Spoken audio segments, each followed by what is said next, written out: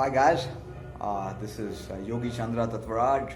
Guys call me Jobai in my area in Somajigoda, and when I was young, guys called me Chandu.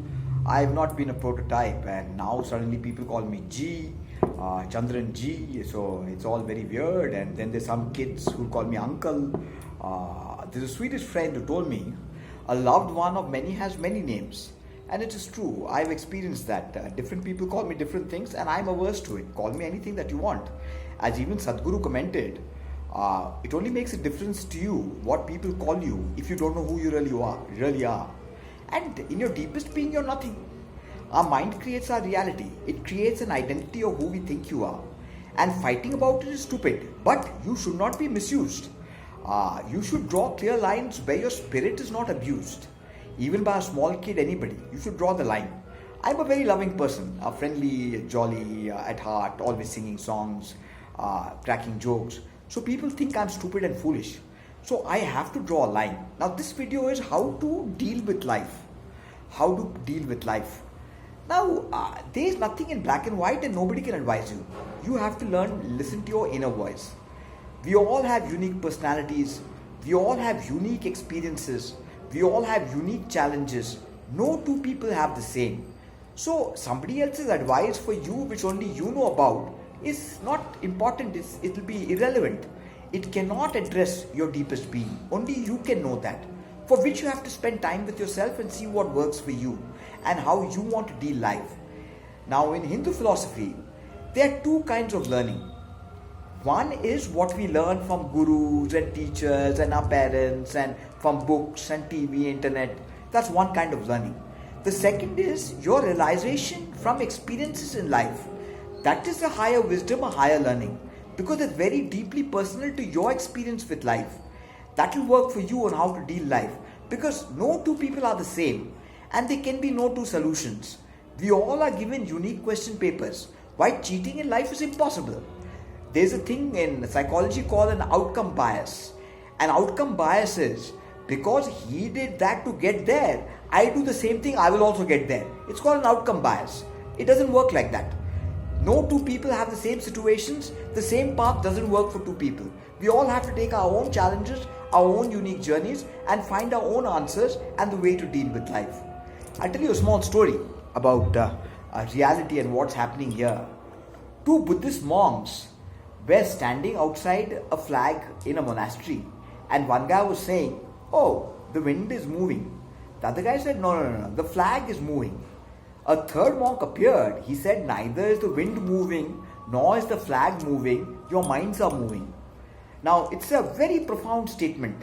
Fact is, we are experiencing space-time, space, energy, consciousness. It is a phenomenon that we're experiencing with spirit, a divine spirit. You realize that by seeing a rose or seeing a lotus. This is something phenomenal. There's something phenomenal beyond the human intellect. It's beyond mathematics. It is something very divine and beautiful. And that is coming beyond space-time. Space-time, we know today from science, is a continuum. It's like a box. So we are in that, and we are the measurement of it in our dimension. Our dimension is what we see from our eyes is 0.0035% of the electromagnetic field around us. So there's a lot happening that we cannot see. We are just seeing this one dimension we are present in. So when you talk about heaven and so many other worlds, it's a very true. We are watching a very small gross reality if you relate to life only from your gross form of what you see in eyes. That's why the Hindu thought is it's a maya, and the Islamic thought it's a sheher, a magician's trick. It's not really real. It's the God's wand on you. It's like a magician trick which is showing you something which is not real. People are fools who chase it. We have 2-3 days in this life. You have to be in peace with it, do your thing. Maybe for you to conquer it is your dream in life. That is the Western model. It came in with the Western school. The whole thing of the West was based on life as an ocean. So you had to go out and conquer the ocean and conquer distant lands. The Eastern school was always different. Life is a forest. It's a jungle. That's why we have Panchatantra tales. It's all based on stories in the jungle. The tiger, the elephant, the rat, the rabbit. And they are metaphors for life, how life is. Why the king in the Indian jungle is the tiger. Lion is supposed to be the king of the jungle, but till date, you can verify this. In a territorial fight, a tiger has never lost. It has always blown the lion apart. So it is the king of the Indian jungle. And the Indian psychology works on life being a jungle, it being a wildlife situation. It doesn't work on life being an ocean to go out. So the Indian thing was like the hermit, to go back to the jungle and go back inside himself. And he has come to the answers thousands of years earlier, which science is coming now. And they were looking outside, finding it outside, going and conquering the world. And now scientists are coming to the same conclusions that the Eastern gurus were talking with introspection inside. So, and as Einstein commented, science without religion is lame and religion without science is blind. We need to look at both sides and take the best of both views. So there is no reality, and we are creating our own worlds. Our minds are creating it. By itself it doesn't exist. We know this today from science. It says it's an observer dependent universe. Without the observer there's nothing. That observer is your deepest being, beyond the senses. He is watching everything. He is hearing everything. He is nothing, capable of anything, into any interpretation. So we all have plural realities. We live in our own realities of the world we see. No two people see the world alike. And nobody can give an advice to somebody else of how to see the world, what will work for him. You have to find that own reality for yourself. Nobody can help you. It is something, a deeply personal realization of what. Now see, can be quite vicious in certain situations. But I'm a musician. I'm an artist. I'm a writer. I'm a very deeply loving person. If you know, people do not know this. People think I'm a very aggressive guy. That became of me because of the way life treated me. And you're all a reflection of what life makes of you. Even they say a dacoit or a bandit is not born. He's created by society. So you must understand, everybody is born innocent. In the Quran, it says we are all born pure. Although the Bhagavad Gita and the Bible say we are born in delusion. It's both talking about nearly the same thing. One is saying we are born in delusion. The Quran says we are born pure, and then we run into the delusion and have to come back to our pure self. So again, they're talking the same thing. Your state of delusion when you're young till you realize the supreme reality. Kabir Das said something beautiful, which I always say when I talk about this divinity and God and supreme realization. If you have not experienced the supreme intelligence of God, do not believe in God. I'm completely with Kabir on that. Just blindly worshipping God, as even Einstein said, blind belief in authority is the biggest enemy of truth. So do not believe in God till you had realization. Do anything. Pray, meditate. See, in Hindu philosophy you have Raja, meditation. You have Jnana, knowledge. You have yoga, doing yoga asanas. And you have Dharma. That is religious practices, prayer. And you can follow any path to come to that realization. Or you can follow any religion till you have a real realization that yes man, there is one supreme intelligence, and a person who has that realization seriously, this is something I've realized, will not give it a name. He will realize it cannot give it a name.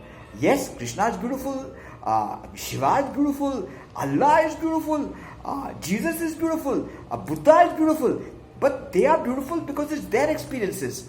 And Allah, of course, is talking about that one superior of the experience they're all talking about, and the different philosophies, how we relate to it. Allah is Nirguna. In Hindu philosophy, God is Nirguna and Saguna. Nirguna is outside space-time. As I said, we are experiencing experience in space-time, and we are the measurement of it in space-time.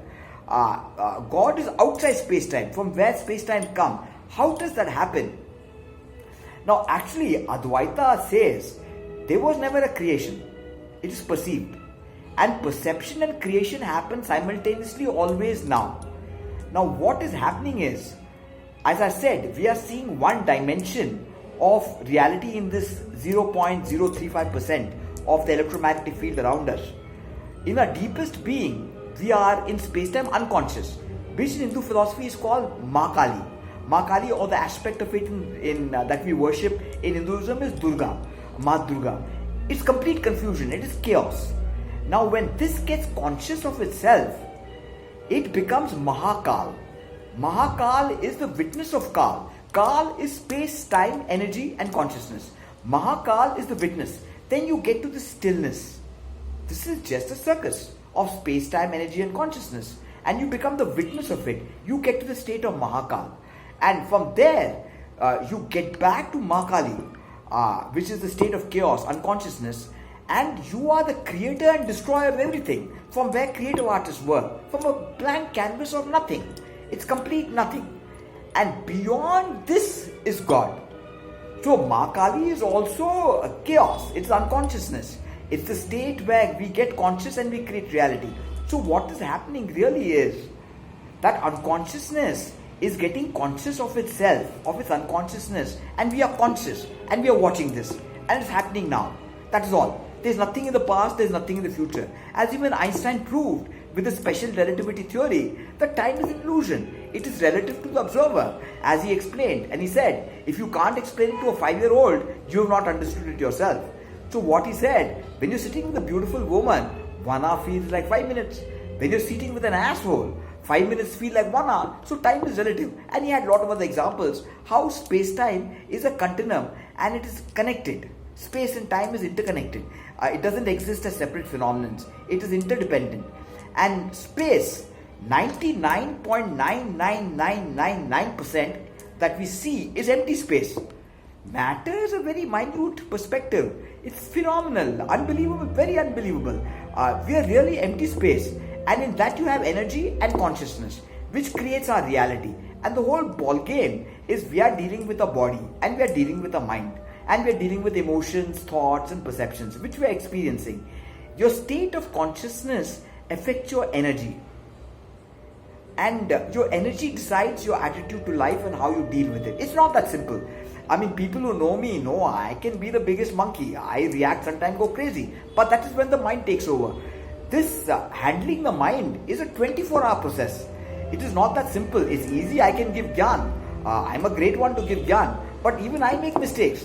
And some things we don't know. Like when you study free will and determinism. Free will is, do we have free will? Or is everything predestined? We don't know if everything is even predestined. There is no clarity there. Everything may be predestined. And there's a small story. There's a priest in a war in somewhere in the West. And he's giving a speech to all the soldiers and said, don't fear death. Everything is predestined. When you come, just fight. Go fight. Just then some bombs come and fall and they all run inside a bunker and close by. Then one soldier starts laughing and said, you said everything was predestined. Was this also predestined? The guy said, yes, this also was predestined. It was supposed to happen like this. The bombs are supposed to come and I was supposed to be with you hiding here. And it's a phenomenal explanation because you cannot find right or wrong in it. So there are a lot of things we do not know. We know very little. As even Einstein said, the more I read, the more I realize how little I know. Little knowledge is dangerous. The little you know, you get more confidence. And even Bertrand Russell commented, the problem with the world is the intelligent people are full of doubt while the stupid ones are full of confidence. Best to be not confident. Realize something that we have learned, that we have understood. Time is an illusion. There's nothing. Everything is happening in our mind. We are creating our reality. You create the moment how you want to. Be alert of your mind. When negative thought comes, be alert, it's a negative thought. Even if you outgo, accept. I lost control. It's great to accept when you make a mistake. I made a mistake. Maybe your conscience was completely uncontrollable. As I said, we don't know. Is it predestined? But we are bound to make mistakes. We are all nothing better than monkeys. Even Stephen Hawking commented, we are just an advanced breed of monkeys in a small planet of a very small star. Millions of things are possible. Oh God. In space-time, millions of things are possible. You cannot imagine. And that you realize when you start studying the Supreme. He's phenomenal. I mean, the man who thinks he's very bright is the biggest fool. When you start realizing how stupid and monkeys we are, really grace of the Lord starts working with you. He realizes you have realized something. You have realized His presence. You realize what is working through you. Shri Krishna says, you are not the doer. There's a beautiful thought there. When you study flow, which is peak performance in man, there's only awareness and action and no individual. You know, even when I do my works and I've written some songs, I don't know where they come from. Some books I've written such heavy philosophy and stuff. When I read it later, I get amazed. Who wrote that book? And it's not me, but that's peak performance. It is, you've been reading all these years, you've been listening to people, and all that is coming out from your deep intelligence from your subconscious mind. It is no person. It is not Chandran. It is not Chandra. It is deep intelligence, supreme intelligence. No individual, just awareness and action. So how to go about taking your life? You have to find it yourself, boss. Nobody can help you. What works for you will not work for somebody else. What works for me will not work for you. That is where we are all unique personalities and makes the world colorful by our individual unique personalities. So I can't give you advice on that. You have to find it. Important thing, this life in this body, we are not the body. The body we are experiencing. Now there's mind, body and spirit. Mind is where we experience in the world. Body is where we have our gross reality of the brain and what it is doing, where we are no better than monkeys. And the spirit, which is that divine intelligence, which is so supreme. You see in a lotus, you see in a rose, you see it everywhere. It's so supreme, where you experience love. How do you experience love? It is, how do you explain love? It's something phenomenal. No human can recreate it. It's a phenomenon. It's what makes this whole human experience divine. Those kind of things you get into God and realize, oh, that's so supreme. It is so beautiful, really. And that love is in us, in our deepest being. It is not somewhere to look out in the world. I went and looked out in the world everywhere. I had women in France, in America, in UK, in Punjab, in Kerala, even in Andhra Pradesh, Telugu, Telangana. There was no love there. It was all sex. And it was all a relationship based on some sort of a motive. I got this, you got that, and we did that. We served each other's purpose for some time and we moved on. Marriage, let's not talk about that in this, some other video. So how do you go about life? You have to come, spend time with yourself, what works for you. No two things work for two people. What works for me will not work for somebody else. It's called an outcome bias. Just because he did that to reach there, I will do this to also reach there. It doesn't work like that. We have to find our own solutions. About success, failure, what is it? It's again a duality. Everything in this life that we experience, space-time is a duality. Male, female, good, bad, success, failure, ugly, pretty. The whole world is based on this relative subjectivity of polarities. But ultimate truth is Advaita in Hindu philosophy, non-duality. Even the Western thinker understands. It is beyond every duality. That is going beyond space-time. Who are you? When you start thinking, you can be the mind. Then you may create a character. Most people of us do that. We create a personality and we are very possessive of that personality. I am this, and you want success for it. It is playing what neuroscience says is now confirmed. The individual self is a creation of the brain. It doesn't exist objectively. The mind works on stories and the individual self is one such story. It doesn't exist in objective reality. And we fight in that plane of being success and failure. The whole world is run on that. The wise man will play the game.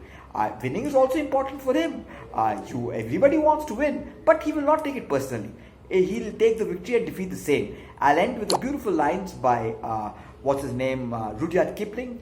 If you can dream but not make dreams your master, if you can think but not make thoughts your aim, if you can meet with triumph or disaster and treat those two imposters just the same.